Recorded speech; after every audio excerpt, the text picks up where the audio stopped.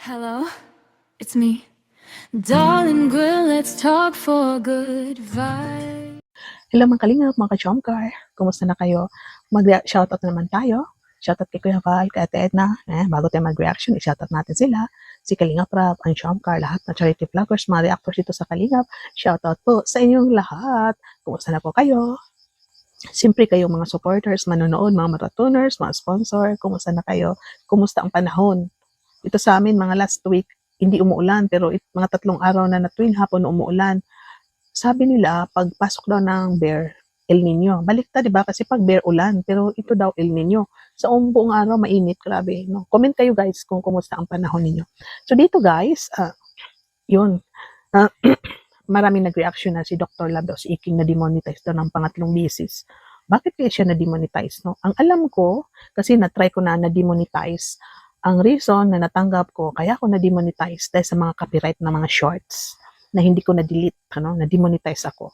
So, yun ang isang reason. Iba rin ang strike. Iba ang, ano pa kaya ang mga reason, bakit na-demonetize ang YouTube. Kaya mayroon akong babasahin. So, ito ang sabi ni Google, let's say, si Dola na kaya doon na-demonetize ang YouTube, ito, hindi pa naabot ang mga kailangan na YPP. Ano bang YPP? Kailangan mo maabot ang mga target ito para makasali sa YouTube Partner Program. Ito yung 1,000 subscribers, 4,000. So pag hindi mo naabot ng 90 days, ito nga 4,000, 12 months, sa 10 million short views, loob ng 90 days. So yung 90 days, 30 months. Isang reason na ma-demonetize. Ayan. Pangatlo, paglabag sa karapatang si copyright. Yan, pag na-copyright ka, isa reason ma-demonetize ka. Ito ang pinakamadalas na dahilan ng pagkawala ng kita, yung mga copyright, no? Paggamit ng musikang video clip, maaring makuha ng may-ari, ganyan. Pangatlo, na reason na kaya na-demonetize ang YouTube, hindi advertiser friendly ang content mo.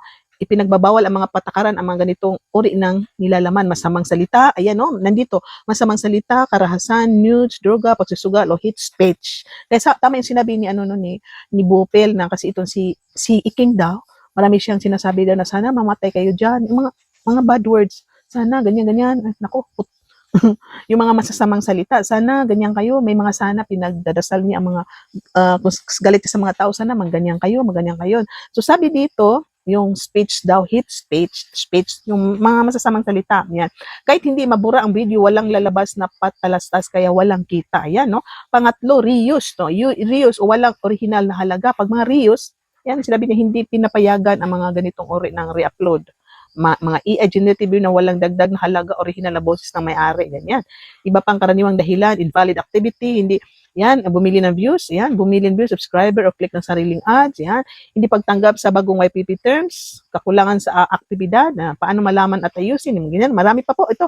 Pero dito nga sabi ni Bupil, no, na yan, i-short natin, no, shout out sa Bupil, kukunin ko lang yung short na sinabi mo dyan, bakit sa tingin mo na demonetize si Iking, ayan, idudugtong pa natin. Ayun. Tatlong pagkakataon, iyan ho ang ating topic ay na-demoni. Na ako ho ay pinagbibintangan na sinabotahe ko raw ang kanyang YouTube channel. Ako raw ho ay Buster. Tulig ka kasi. Bobo ka kasi. Bakit? Wala kang alam. Pag sa bobo, walang alam. Ito. No. Kung ano mang kinasadlakan ng aking kapalaran ngayon.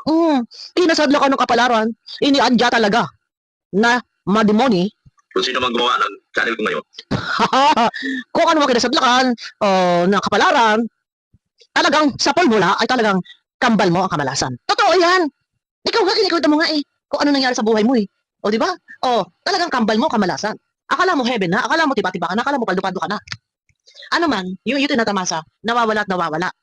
Ha? Nawawala. O, sa halimbawa, channel mo, nagkalintik-lintik. Sa ikatlong pagkakataon na demoni. Yung talaga, wala na, hindi ka na pinasalamatan. Wala ka na rin sa kalingap. Lahat na kung ano, na dumarat. Sinabi niya, isa reason kasi wala namang copyright. Parang hindi mo masabi ng copyright kasi hindi siya nangunguha ng video, kaya kadalasan na lang siya, na live, po. So, ano makaka-copyright doon? So, baka may nag-report, tapos ni screenshot or ni report kung saan banda yung number, yung hate speech niya, yung mga masasakit na salita, baka may nag-report. Kaya, yan, nalaman ni YouTube. No? 3 beses na ito na demonetize ang kanyang channel. So, kawawa rin pala, no? Kasi sabi niya na, parang, yan ang parang YouTube lang ata, wala siyang negosyo. Tapos may nagpapalipad din sa kanya, may sponsor din siya ata, hindi natin alam kung ilan, no? Pero ang alam ko, yung business, dito siya sa ano siya sa YouTube, diyan siya kumikita. Tapos pangatlong beses daw niya ito, siya na-demonetize. Na-upload din ito na content din ni Papa Shider, no? Kahit pwede niyo panoorin. Ayan, at ito si TQ daw nag-live din kagabi. Ayan, no? Papakita tayo. Nasabi, dito ta kay Sis Bupil, no? Shout out kay Bupil. Panoorin po ninyo ang kanyang video. Oh, naku po, nag-live na si Beyonce. Oh. At meron mga bida-bida, mga garang-gara, kagaya ni Kapitana, todo sa pakikipaglaban, ay hindi naman siya napapasalamatan. Hindi nga yata siya kilala ni Beyonce. Ayaw malma mamaya ho. Sige, hindi natin pwede pagsabay-sabayin ang ating pagtatapik. Ano ho? Oh. Ano pa? Oh, at nag-live na nga si Beyonce. Oh, yun na nga, maraming mga hindi napasalamatan. Isa rin ho dyan, ang bida-bidang si Iking. Oh, pati ito si Manas hindi na rin napasalamatan. Oh, at saka ang mga the empowered woman na sila ho ay umalis, lumabas sa kalingap, nagpaalam kay Kuya Bal, at para ipagtanggol ang dalaga. Naku, ang table ko. Okay, subalit, lahat ay napasalamatan kagabi, maliban lang kay King, kay Manas at the empowered woman ay hindi napasalamatan. Ako lang itaka, itong the empowered woman, nasulit sa kanya, eh parang hindi na ho yata kabilang sa listahan na kanya sinashoutout or na-memorize ng isip niya na pinsasalamatan niya kundi kapeso. Tsaka yung iba pang reactor, hindi ako magbabanggit ng dalawang reactor. Oh, ay bakit kayo? Tsaka mga sponsor. Okay, pero hindi mo na ho yan ang topic natin. Ang Iking, Ayan, sabi ni Bupil dito, nag-live daw si Beyonce. Tapos, hindi daw niya na-shoutout si Iking, itumakas sa amahan niya na yung striker na umalis, o sino pa dyan na mga, parang si Kapitana rin, hindi daw rin na-shoutout. Ang na-shoutout lang daw niya si Kapisot. Ayan, so talagang best friend niya si Kapisot. Akala ko ba iniiwasan niya yan. So, hindi niya na-shoutout yung tao na, na sa kanya, nakascout sa kanya. Isa sa, tumulong din sa kanya na makalabas. Lumabas itong mga strikers para ipagtanggol siya, pero hindi sila na-shoutout.